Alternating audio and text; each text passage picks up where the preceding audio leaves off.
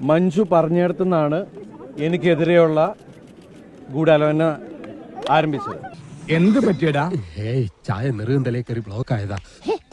അതിന് അന്നത്തെ ഉയർന്ന ഒരു മേലുദ്യോഗസ്ഥയും അവര് തെരഞ്ഞെടുത്ത ഒരു സംഘം ക്രിമിനൽ പോലീസുകാരും ചേർന്ന് കിട്ടിയാ? ഇല്ല, ചോദിച്ചു വാങ്ങിച്ചു. കൊള്ളാലോ കളി. അടുത്ത പോലത്തെ അതിനായിട്ട് ഈ കേസിലെ മുഖ്യപ്രതിയെ കൂട്ടുപിടിച്ച് അയാളുടെ ജയിലിൽ ഉണ്ടായിരുന്ന കൂട്ടുപ്രതികളെയും കൂട്ടുപിടിച്ചിട്ട് എന്നിട്ട് ഈ പോലീസ് സംഘം ഒരു കള്ളക്കഥ മെനഞ്ഞെടുക്കുകയാണ് ചെയ്തത്. അതങ്ങനെ വരൂ, അതങ്ങനെ സംഭവിക്കൂ. ഈ ലോകത്തിന്റെ ഒരു പോക്കേ.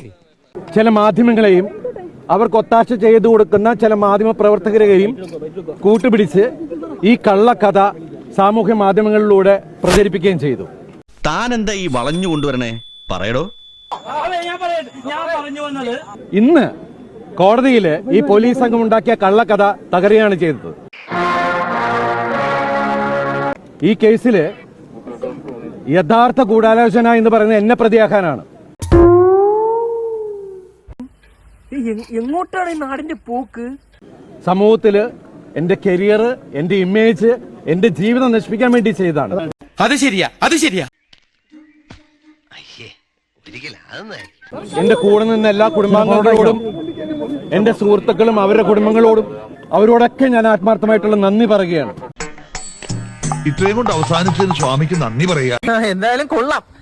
ഞാൻ വീട്ടിൽ പോണേ, എനിക്കൊന്നും വയ്യ കാണാൻ.